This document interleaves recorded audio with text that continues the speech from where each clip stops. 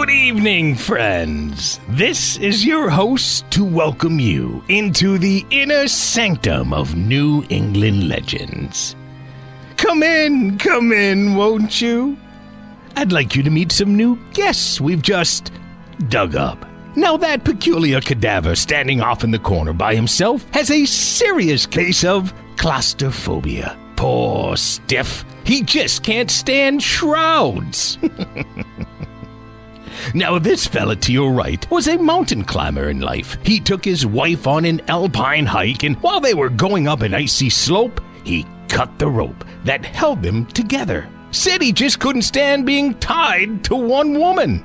And now, meet our most forgettable character, Wild-Eyed Willie. One day, Willie's ugly wife bit him, so in anger, he buried her in the backyard. 6 months later, his homely mate came up as a dogwood tree to haunt him. Now, according to Willie, her bark is much worse than her bite. Please, friends, absolute silence. We want it so quiet you can hear a head drop. In a small hillside New England cemetery, a chill evening wind stirs the leafless trees with a complaining murmur. A blood-red moon probes through the branches with grotesque fingers, touching the faded headstones with their eerie light.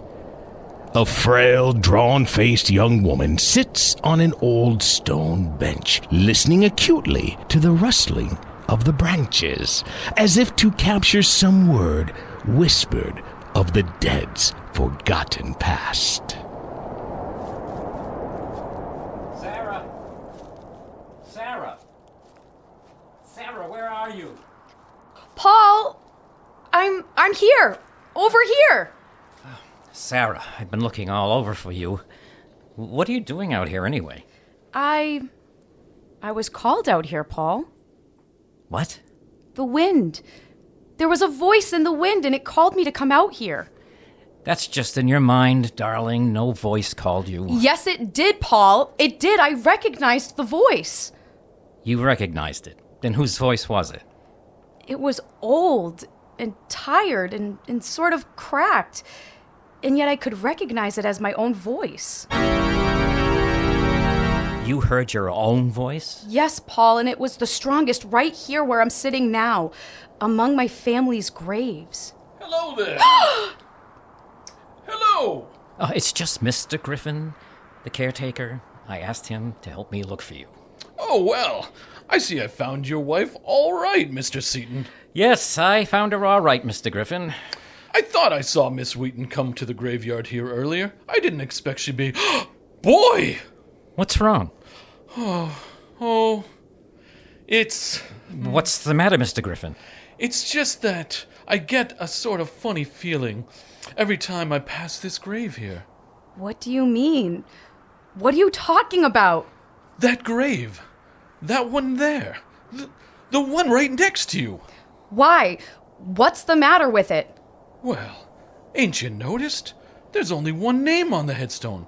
The first name, Hester. That's strange. My family name is Randall. Wasn't this woman a Randall? Oh, you don't know the story. Oh, what story are you talking about? The kin who buried this Hester woman didn't think she deserved the family name, so they left it on the headstone. Why? Why didn't they give Hester her full name? 'Cause they didn't want anyone to know who she was, I guess. You see, Hester was burned at the stake for witchcraft.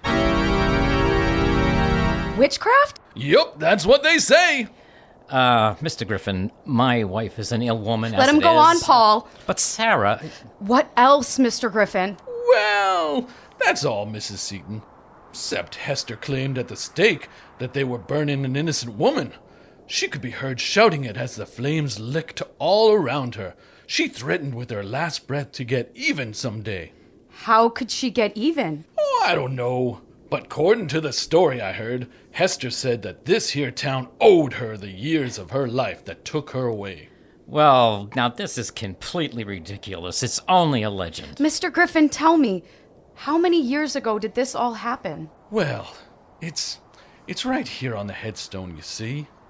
Hester, a lost soul, born October 13th, 1759. Died. Good heavens! What's wrong? Look, Miss Seaton, the date of Hester's death. It's worn away!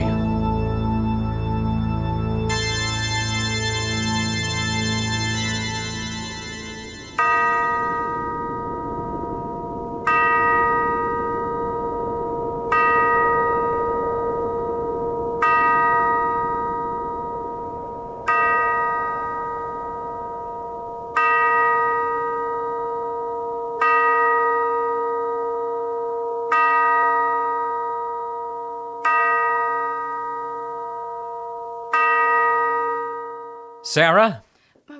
Yes, Paul? What are you doing out of bed? When did you get up? Just a minute ago. I can't sleep. She keeps calling me. I hear her voice right here in this room. Just a few minutes ago. What? She was begging me to help her, telling me she never really lived and pleading with me to bring her back to life. Now, Sarah, you have... I thought I saw her. Now, Sarah, believe me... She was dressed in a black dress and there was a large W on it. That's for witch. And in her hand, she held a flaming torch. I'm going to call a doctor. Someone's at the door. All right, I'll see who it is. No, wait. Wait. I'll go.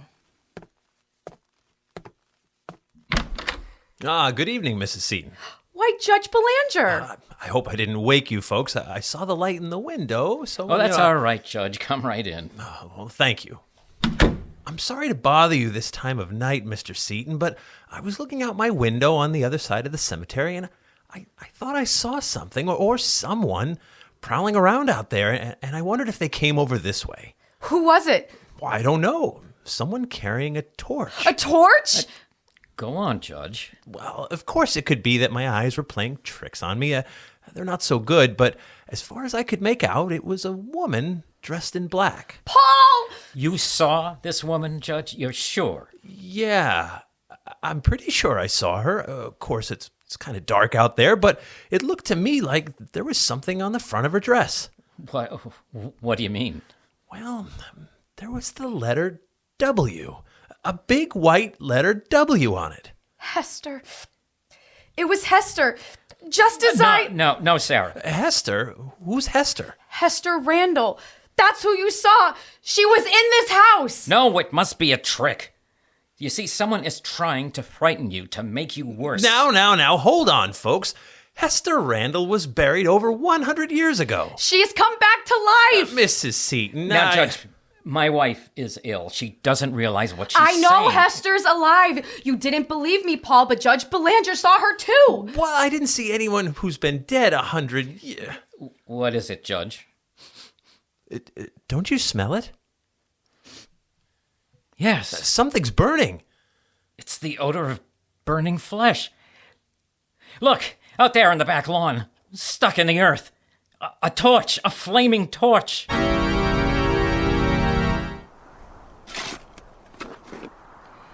Sarah, I tell you, it's useless to have me dig up this grave. I've got to know, Paul. It's the only way I'll be sure. Careful, Mr. Seaton. You're just about deep enough for the coffin now, if it's still there.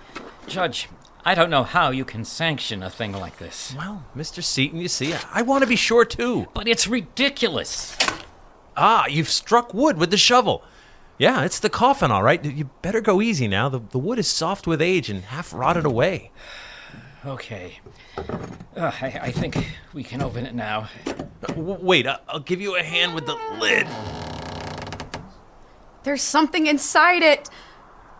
A body. Charred. It's a body, all right, only it isn't a woman's. You can still make out the face. It's Griffin, the caretaker.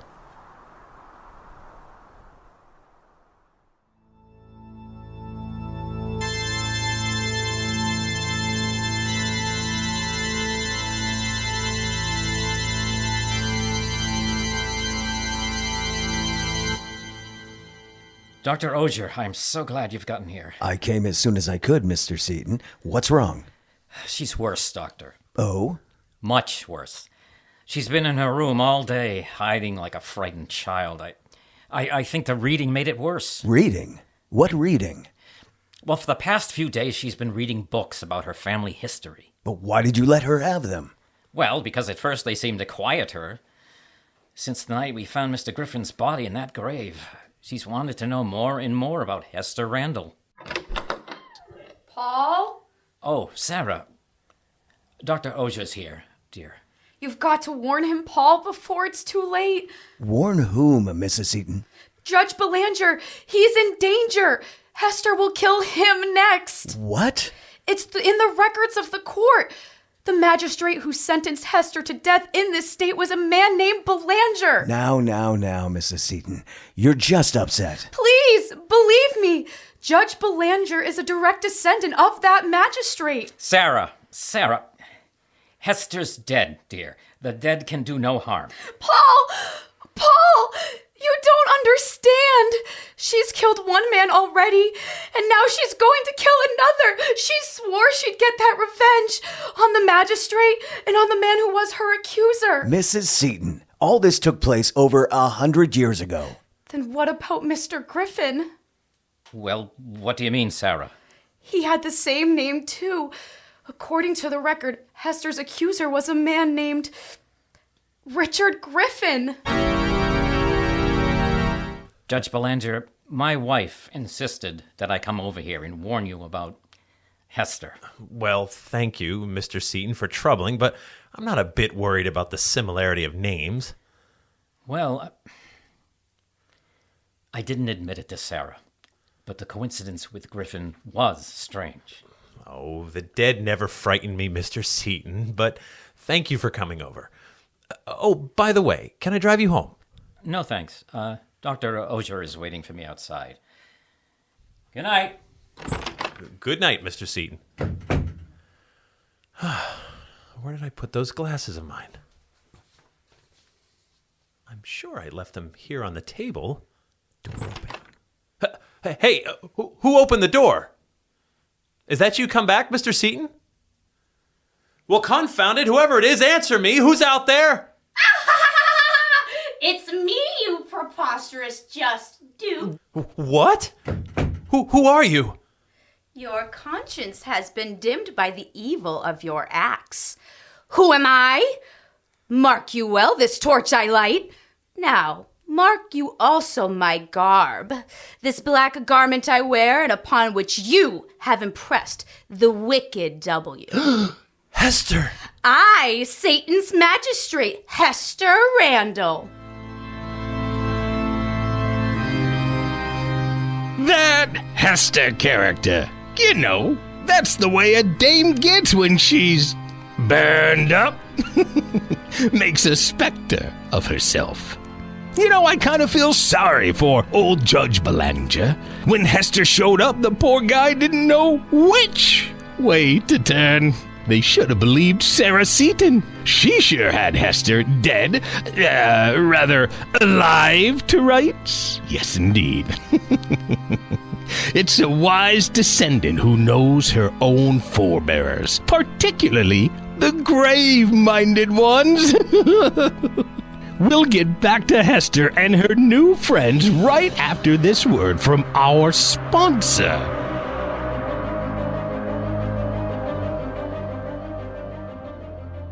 Funerals are too expensive. So many costs. Between the viewing hours, the wake, gluing the eyelids down, sewing the mouth shut, the coffin, cremation, burial, headstone. It's crazy. Crazy! That's why we here at Sullivan Funeral Services are proud to introduce our newest service, Out with a Bang. We use a World War II surplus German heavy Gustav cannon to launch the remains of your loved one 12 nautical miles out into the ocean where the sea critters can speed along the decomposition process. Burn hole! Why spend thousands on a funeral?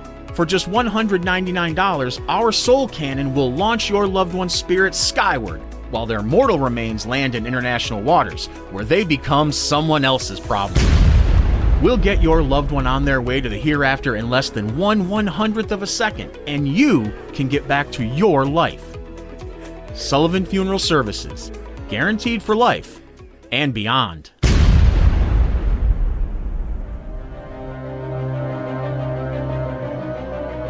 Well, now, let's get back to our flaming fable and see what's cooking.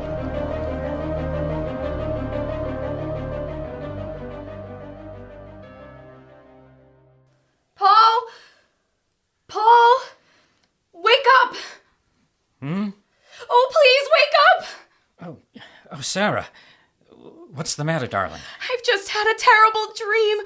I'm afraid. Now, easy, dear. I dreamt that Judge Belanger was killed tonight by Hester. You did warn Judge Belanger, didn't you, Paul? Yes, yes, of course, Sarah. Where are you going, dear? I'm getting dressed. I'm going down to tell the judge myself. You're staying here. Paul, please let me go. It means a man's life. You heard what Dr. Auger said. Under no circumstances are you to leave the house. You're to talk to no one. Why am I being kept here like a prisoner? Why don't you let me speak to... What was that? Sounded like a door banging in the wind. Yes, there it was again. Didn't you lock that back door? Uh-huh. I'm sure I did. I'd better see what happened. Wait, I'm going with you. I'd better turn on a light here in the kitchen. No, you won't have to. I can see. It's the door, all right. I guess I must have forgotten to spring the latch. Paul! Sarah, what's the matter? Out there, by the trees at the end of the lawn. I thought I saw a figure. All right. Just stay here, dear. I'll be right back. There's no one out here, Sarah. You sure? Positive. Probably just a shadow. Paul, there's something right there! Ah! Sarah! Sarah, what happened? Sarah, where are you? Sarah!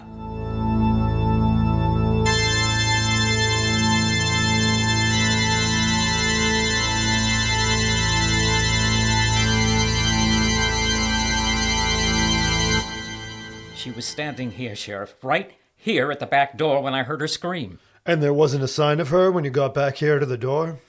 Not a sign of her.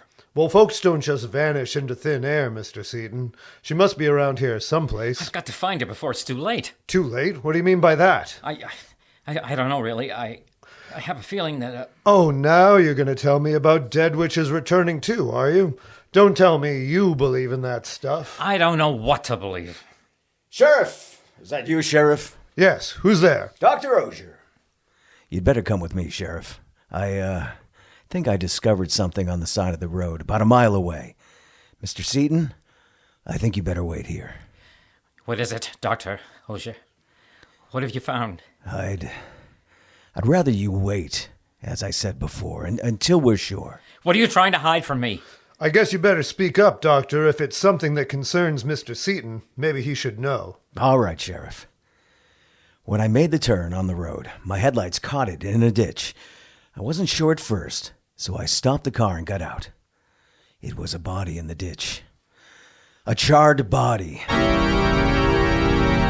This way, Sheriff. Over here to the right. Where is she? Easy now, Mr. Seaton. Right here, Sheriff. Wait until I switch on the flashlight. There. Is it Sarah? Just a moment, Mr. Seaton. Dr. Auger has made a mistake. What? This corpse isn't your wife. I can tell by that ring. It's the ring that Judge Belanger always wore.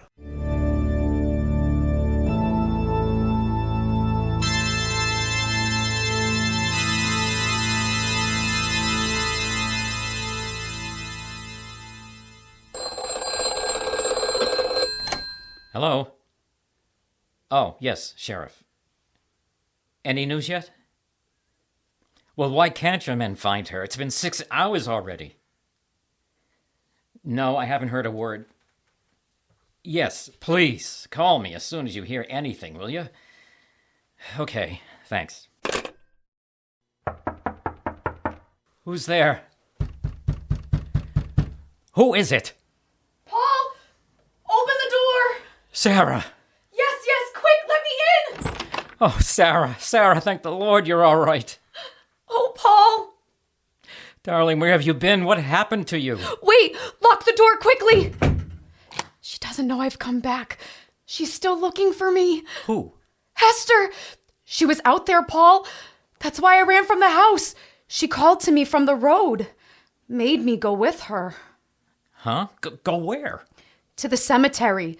She kept me there, torturing me, begging me to change places with her. Darling, you're not making sense. Please believe me. We've got to get away from here tonight. Right now. She'll kill me if we don't. She wants my life for the one she never lived. Now stop it! Stop! Now get a hold of yourself, because there's no such woman as Hester Randall. But I saw her. I talked to her. The woman you saw is somebody else, somebody living, who wants you to believe that she's Hester. She wants everybody to believe it. But why, Paul? Why? Because she's a cold-blooded murderess. She's killed 2 people already, and she's trying to drive you out of your mind completely. Who could it be? I wasn't sure before. Now I'm almost positive. It's Dr. Auger. Dr. Auger.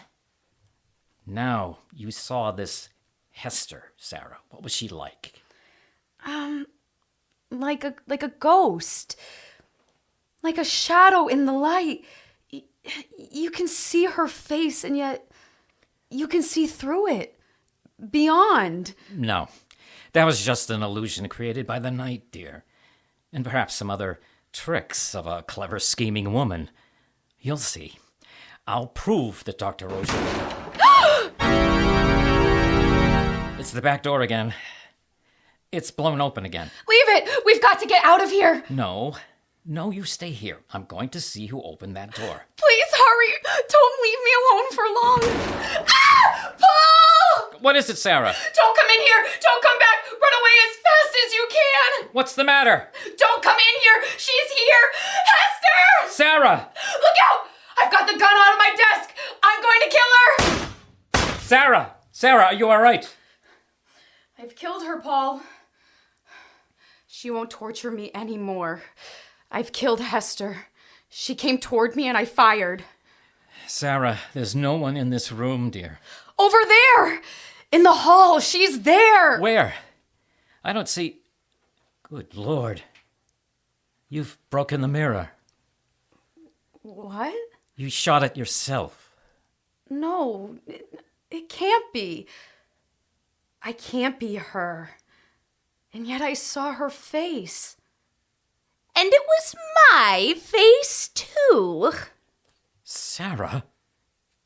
It was you. You all the time. I am Hester, fair gentleman. It is a warming to have such a friend as you to stand beside me in this mockery of justice. Oh, Sarah. Run as fast as you can, Paul! I was wrong! I haven't killed her! Run! Sarah, I've got to help you. I've got to explain to you that it's all in your mind. Thou art not Sarah. Not anymore. Can't you see who I am? Can't you see who has taken my place? Sarah, listen to me. I love you. Please come back to me. Sarah's gone. Now I can live the years they took from me. Sarah. See in my hand this pistol? We will bid it, I say. It will come with me.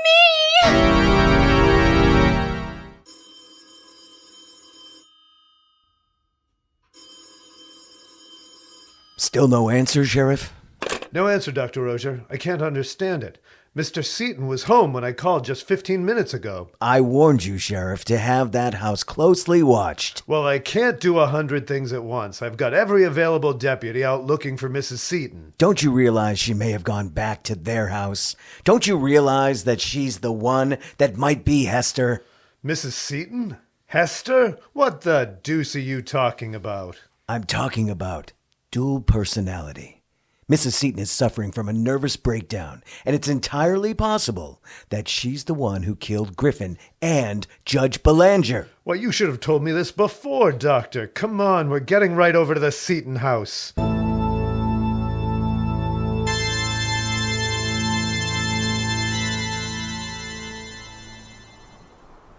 Here, Paul, they buried Hester's body here, dishonored and unnamed. But, Paul, you believe in my innocence. Yes, Sarah. We'd better go back, dear. Back? Just to the house. It's very cold here. It's cold everywhere, Paul. I feel the chill of death coming near me. You and I are going back through time, to an age where no one can harm us. This torch I hold, it will free us forever! No, wait, Sarah. Please, listen. Now try to understand, dear. Ease your mind. The flames will be of no pain. I know, because I've been through such a death before. No! Now, Sarah, wait. Oh, Paul, Hester's going. Oh, Sarah. Mr. Seton, are you all right? Yes. Looks like we got here just in time. Paul, she's going from me. Forever. Oh. Oh, Sarah. She's dead, Mr. Seton. I'm sorry, Mr. Seton. Sheriff, What is it? What's the matter? look. At the headstone. I didn't notice it before. It's been recut. Well, what do you mean? Well, don't you see what it says? Hester Randall, a lost soul. Born October 13th, 1759. Died October 31st, 2024.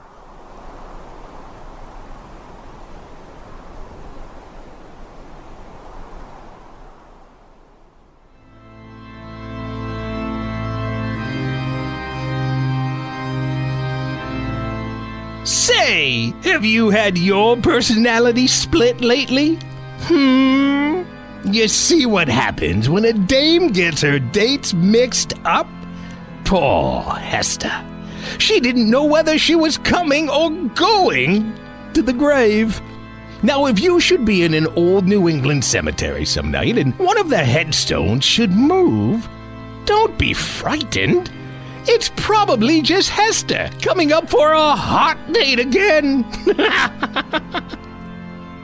Oh, by the way, there's no parting moral attached to tonight's tale. I'll just leave you with your own thoughts, as horrible as I hope they are.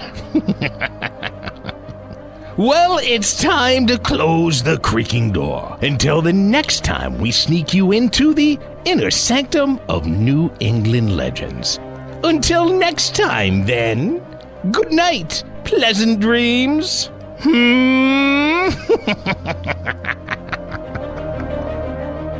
Thank you so much for joining us for a very special Halloween episode of New England Legends. We'd like to thank our voice actors, Tim Ellis, Carolyn Chaplin, Michael Legge, Dean Calusdian, Jay Pillarella, Marv Anderson, Jeff Belanger, and yours truly, Ray Auger. We'll be back to our regular format next week. We hope you have the spookiest holiday ever, and if you enjoy what we do, please share those episodes with your friends and post a review for us. It helps us grow. So until next time, remember, The bizarre is closer than you think.